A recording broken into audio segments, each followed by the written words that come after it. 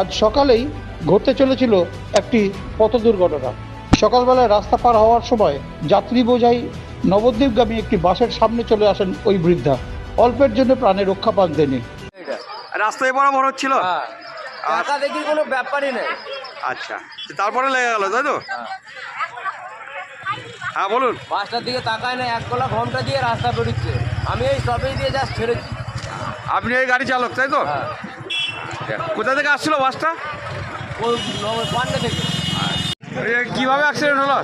এই বয়স্ক মানুষ আসছিল রাস্তা পেরিয়ে, ওখান থেকে একজন আশীর্বাদ গাড়িটা আসছিল, গাড়িটা এসে ব্রেক মেরেছে, ঠিক ঠেকেছে, মার কাছে পড়ে গেছে, বয়স হয়েছে, সামনাসামনি? সামনাসামনি মেরেছে। যেটাকে মেরেছেন কি নাম?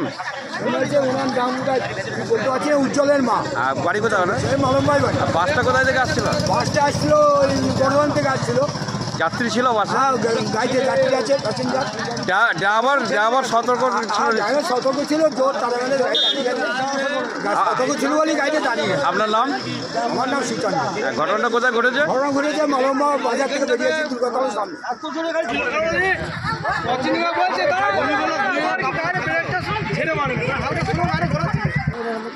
ওই যার অ্যাক্সিডেন্ট হয়েছে কি নাম? বিভূতি ঘোষ, মৃত্যুঞ্জয় স্ত্রী। কোথায় বাড়ি? ওর বাড়ি মালমবা।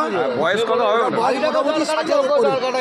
বলছে রাস্তা পার করা গাড়ি হ্যাঁ, রাস্তা বেরিয়ে ওপার করছিল, রাস্তার ওপারে একটা ছেলের বাড়ি, ওপারে ছেলের বাড়ি, রাস্তা